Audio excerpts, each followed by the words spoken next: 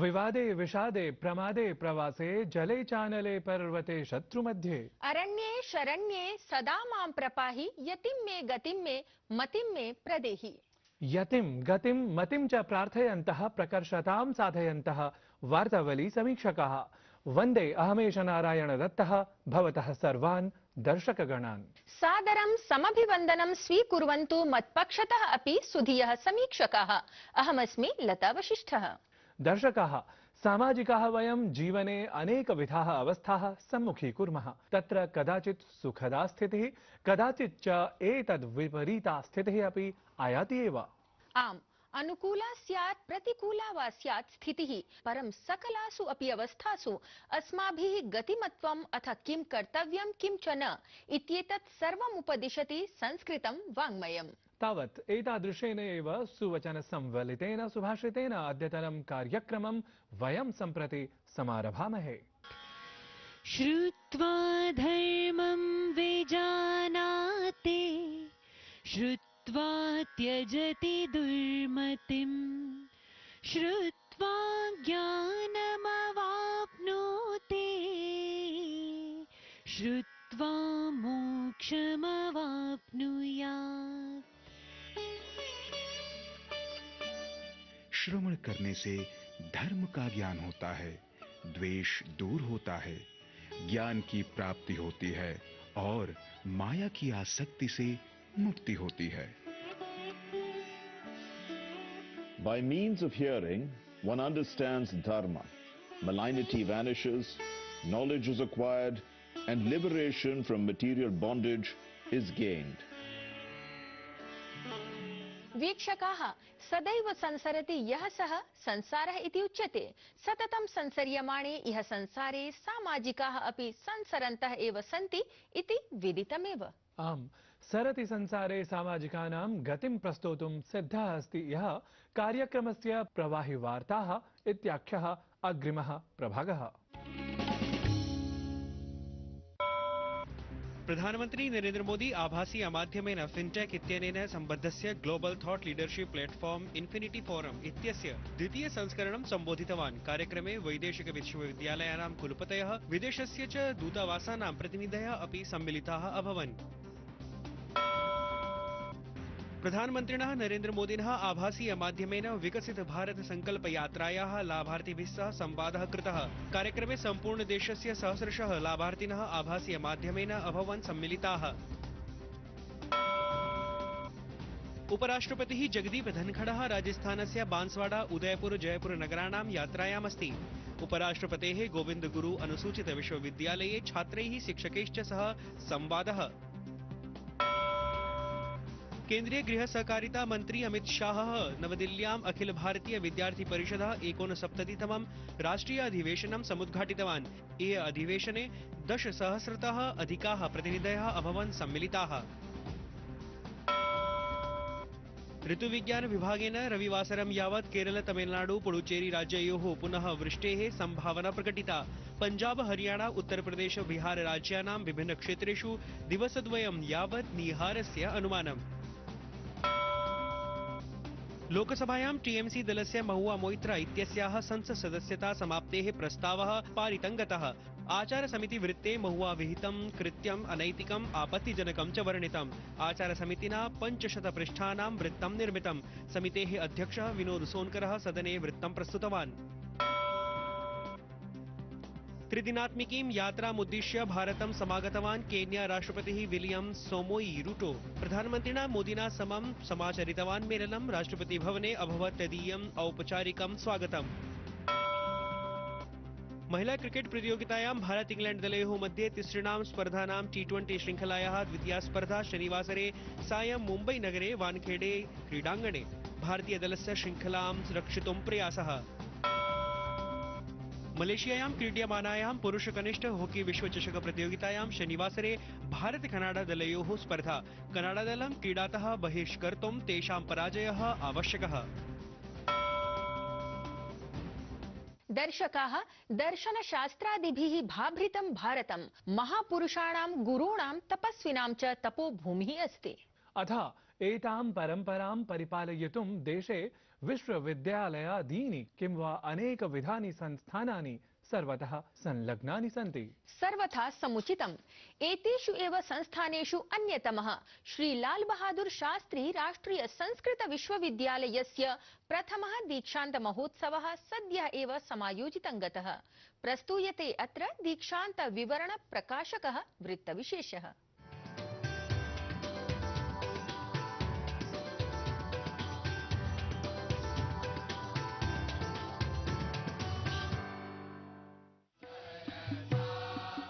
प्रतिबोध विदितं मतम् अमृतत्वं हि विन्दते आत्मना विन्दते वीर्यं विद्यया विन्दते मृतम्। विद्याभूमिः भारतम्, ज्ञानभूमिः भारतम्, धर्मभूमिः भारतम्, शास्त्रभूमिः भारतम्। अथ एतस्यैव वैशिष्ट्यगुणसम्पन्नस्य भारतस्य उत्कर्षतां भजन्ते भारतीय ज्ञानपरम्परायाः, भारतीय शास्त्रपरम्परायाः अनेके समाराधकाः विश्वविद्यालयाः अथ शिक्षासंस्थानानि।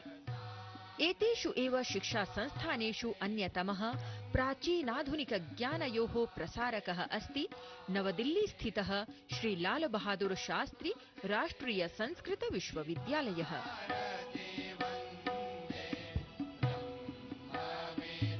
भारत प्रशासन द्वारा केन्द्रीय विश्वविद्यालयत्वेन घोषितस्य श्री लाल बहादुर शास्त्री राष्ट्रिय संस्कृत विश्वविद्यालयस्य प्रथमः दीक्षान्त महोत्सवः प्रवर्तमान वर्षस्य डिसेम्बर मासिके 5 दिनाङ्के समायोजितः, यत्र राष्ट्रपतिपदासीना द्रौपदी मुर्मुवर्या मुख्यातिथिरूपेण अथ केन्द्रीय शिक्षा मन्त्री धर्मेन्द्र प्रधानः सम्मानितातिथित्वेन सहभागं समाचरितवन्तौ। मन्त्रोच्चार पुरस्सरं दीप प्रज्वालनेन समं समारब्धे एतस्मिन् भव्ये दीक्षान्त महोत्सवे विश्वविद्यालयस्य कुलपतिः प्रोफेसर मुरली मनोहर पाठकः छात्रान् दीक्षान्तपराणि प्रतिज्ञावचनानि प्रतिश्रावितवान्।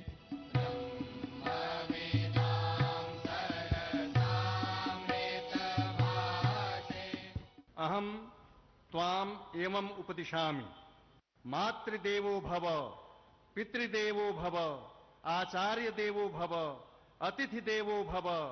यान्यस्माकम् अनवद्यानि कर्माणि तानि त्वया सेवितव्यानि नो इतराणि। एषः उपदेशः एवम् उपासितव्यम्। श्री लाल बहादुर शास्त्री राष्ट्रिय संस्कृत विश्वविद्यालयस्य दीक्षान्त समारोहे राष्ट्रपतिवर्या स्वर्ण पदक विजेतृभ्यः छात्रेभ्यः स्वर्ण पदकानि अथ पीएचडी अर्थात् विद्यावारिधिं पूरितेभ्यः छात्रेभ्यः विद्यावारिध्युपाधिपराणि प्रमाणपत्राणि प्रदत्तवती।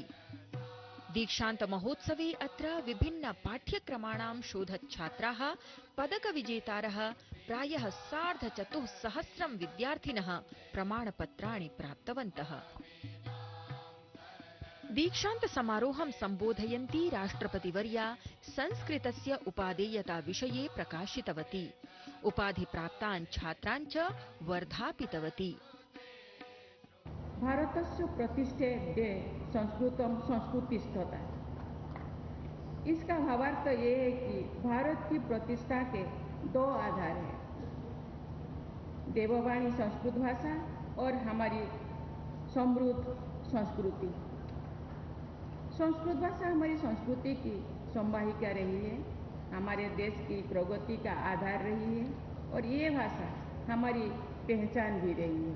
मैं आशा करती हूँ कि इस विश्वविद्यालय के आप सभी विद्यार्थीगण संस्कृत के माध्यम से अर्जित ज्ञान और शिक्षा का प्रभावी उपयोग करेंगे।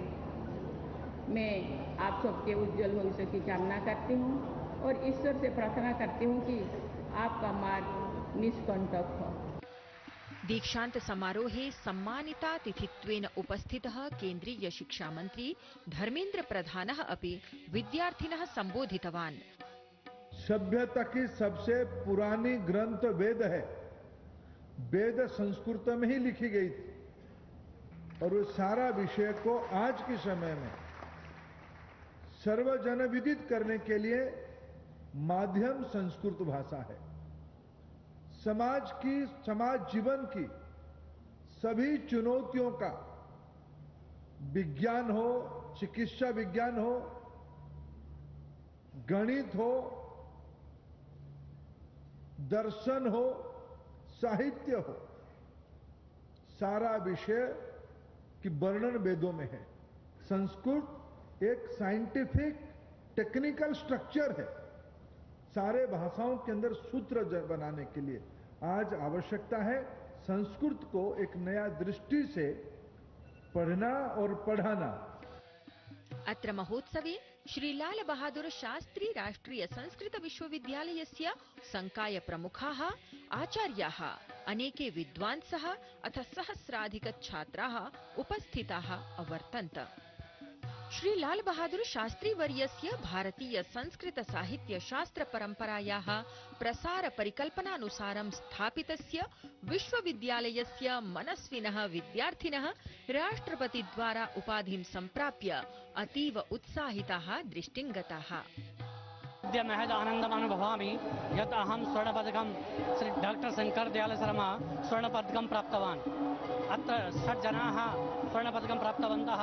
इतः विद्यापीठीय छात्रा भूत्वा इदानीम् असिस्टेंट प्रोफेसर रूपेण पाठयामि।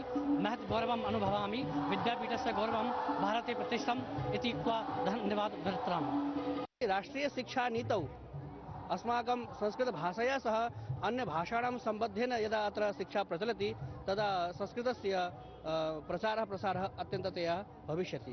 अहम् अत्रत्येव छात्रः, अतः एव शास्त्री आचार्यादि कक्षाः मया उत्तीर्णाः। अतः अहम् आत्मानं धन्यं मन्ये। अत्र राष्ट्रपति महोदयैः सह मया पुरस्कारः प्राप्तः। अहम् अत्यन्तं सन्तोषम् अनुभवामि। एते विद्यार्थिनः विश्वविद्यालयात् अधीत्य न केवलं देशे प्रत्युत विदेशेषु अपि भारतीय ज्ञान परंपरायाः प्रसारार्थं संकल्पितम् अवलोकिताः। वार्तावली वृत्तं डीडी न्यूज़।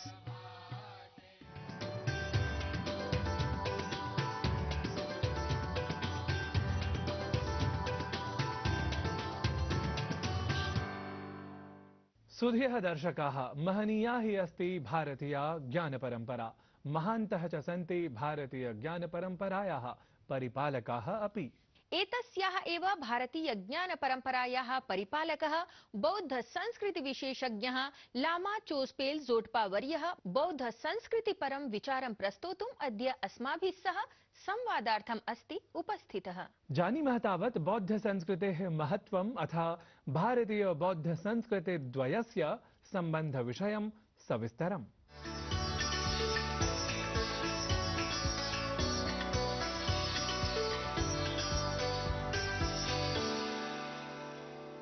प्रिय दर्शकाः, अद्य अस्माभिः साकं संवादार्थम् उपस्थितः अस्ति आचार्य गेसे लामा चोस्पेल जोटपा वर्यः। महोदय, वार्तावली परिवार पक्षतः अहं भवतः हार्दं स्वागतं करोमि। नमो नमः। दूरदर्शन के दर्शकों को नमस्कार, कशिदेले जुले। आचार्य वर्य, सर्वादौ अहं प्रष्टुमिच्छामि यत् कृपया अस्मद्दर्शकेभ्यः स्वीय जीवन यात्रा विषये बोधयतु। भवतः शिक्षा दीक्षा कुत्र कथं कदा च अभवत्? मेरा नाम गेसे लामा चोस्पेल जोटपा है। मेरा जन्म भारत के हिमालय के लद्दाख के क्षेत्र के एक जांस्कर वैली है, वहाँ पैदा हुआ। मैं 6 साल से बौद्ध धर्म का शिक्षा दीक्षा लेके भिक्षु बन के अपने माठ यानी फुक्तार गोंडपा में मैंने प्रथम शिक्षा वहाँ लिया। इसके बाद परम पावन दलाई लामा जी ने 59 के बाद भारत में जितना तिब्बत में जो महाविद्यालय है, डिपुंग, गार्डन, सेरा, वो सब ना भारत के दक्षिण में किया है। वहाँ जाके मैंने बौद्ध धर्म का शिक्षा दीक्षा पूरा वहाँ किया। तो इसके बाद फिर मैं शिक्षा दीक्षा जिस गुरु लोगों से किया, गुरु का सेवा करना, गुरु के जो शिक्षा के माध्यम से परम पावन दलाई लामा जी के विचारों को दुनिया को फैलाना, लोगों को पहुंचाने के कोशिश किया। आचार्यवर्य, भवान् बौद्ध भिक्षु अस्ति। संस्कृत भाषायां बहवः बौद्धमतस्य ग्रन्थाः निर्मिताः सन्ति। तर्हि तेषां प्रमुख संस्कृतग्रन्थानाम् इतिहासविषये कृपया बोधयतु। संस्कृत भाषा धर्म और संस्कृति का मूल भाषा है। तो बौद्ध धर्म का तो संपूर्ण बौद्ध धर्म संस्कृत में है। वैसे बौद्ध धर्म को शुरू में पाली से शुरू हुआ है। बाद में जो नालंदा आचार्यों ने संस्कृत के माध्यम से संस्कृत भाषा से ही बौद्ध धर्म को पूरा बौद्ध धर्म दर्शन पूरा वो अनुवाद किया है, सीखा है, दुनिया को फैला।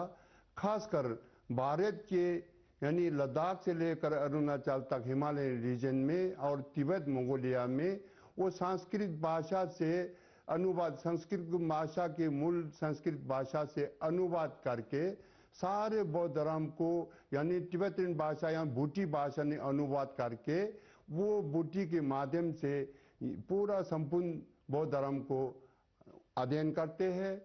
खासकर महायान में से बौद्ध धर्म में से महायान और थेरावादा दो होता है। थेरावादा का अधिकतर मूल शिक्षा पाली में होता है। महायान का अधिकतर पंचपारमिता है, चरया सत्य है, सारा बौद्ध धर्म दर्शन सारा संस्कृत में है। संस्कृत से ही जो भारत के आचार्य और जो तिब्बत के आचार्य लोगों ने मिलके संस्कृत से बूटी यानी तिब्बतन में अनुवाद किया।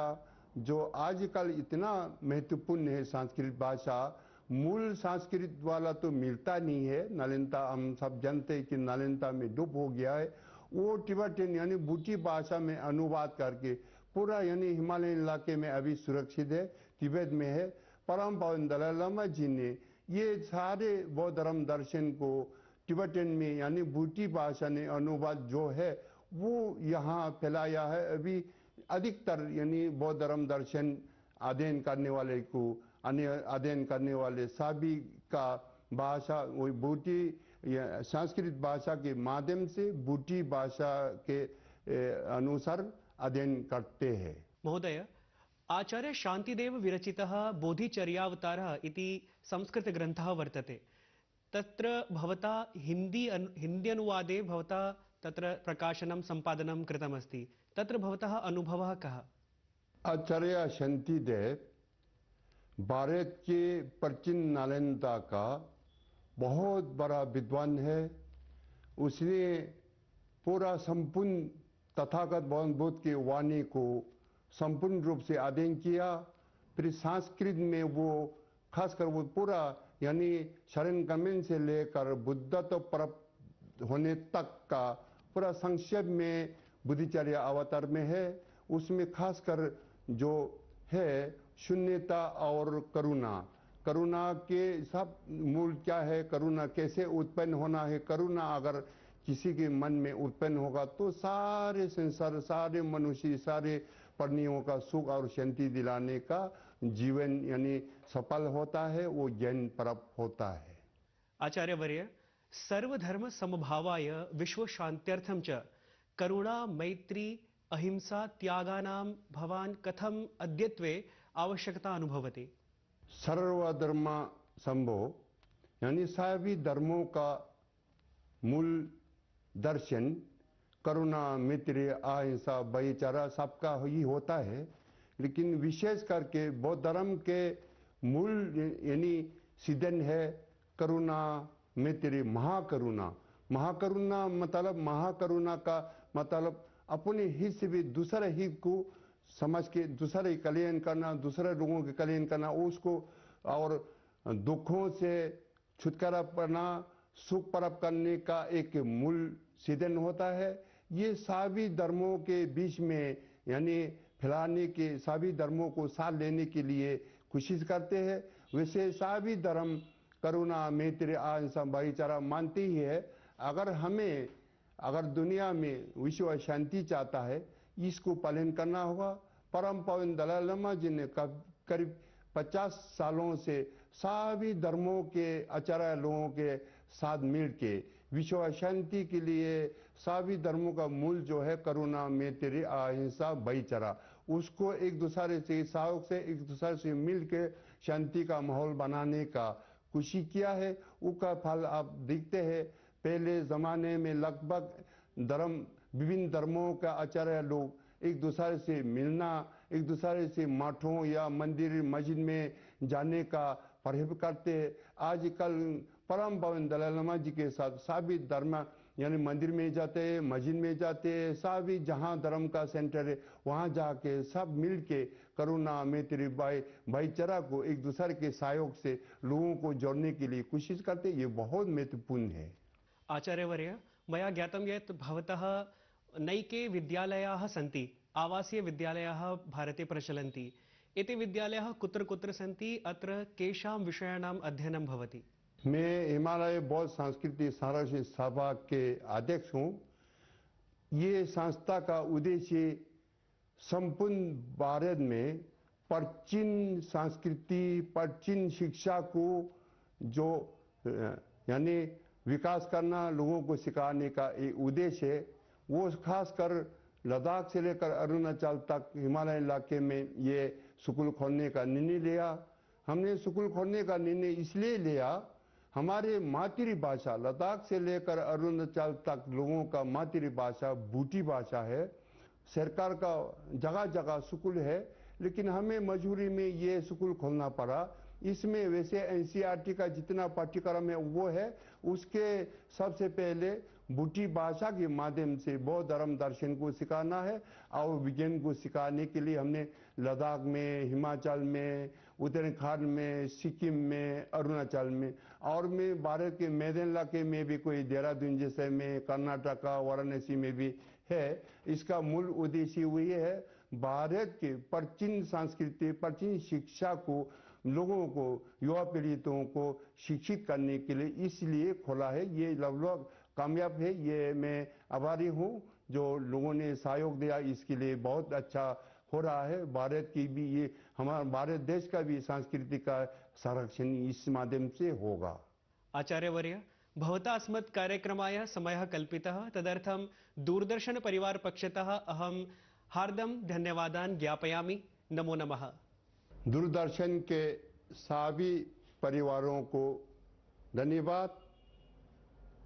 बौद्ध धर्म का मूल मंत्र होता है पापों को ना करना, पुण्य के संचय करना, अपने मन या चित्त को शुद्ध रखना। ये बौद्ध धर्म का मूल मंत्र होता है।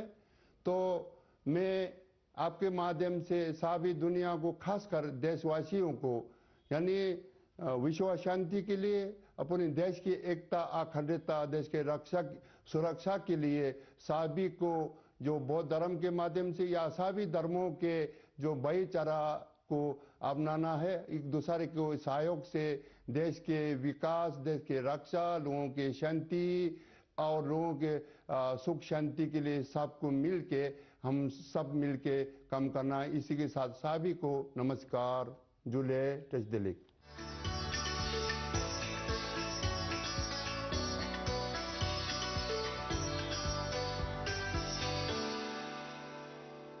नूनं ज्ञानवर्धकः आसीत् एष संवादविशेषः। अस्तु दर्शकाः, कार्यक्रमः अधुना तावत् निर्धारितम् अवधिं प्रति आगतः। ततः पूर्वं परं साम्प्रतं साहित्य संगीतयोः सम्बन्धम् अनुसरामः, एकां सुमधुरां संगीतनिर्झरीं च प्रस्तुमः। नमो भगवत्यै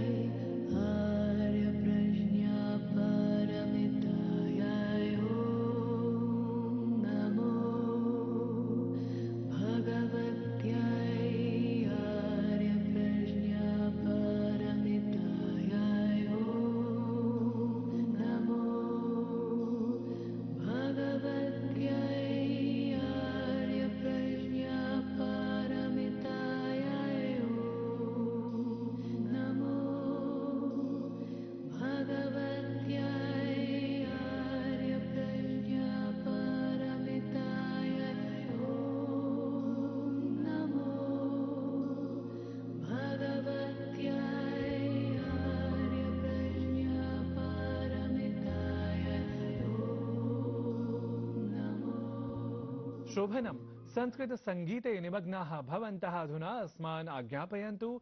साम्प्रतं तावत् आगामि सप्ताहे नवाङ्कम् एकमादाय पुनरागमिष्यामः। तावत् सन्तु सुखिनः सर्वे। नमो नमः।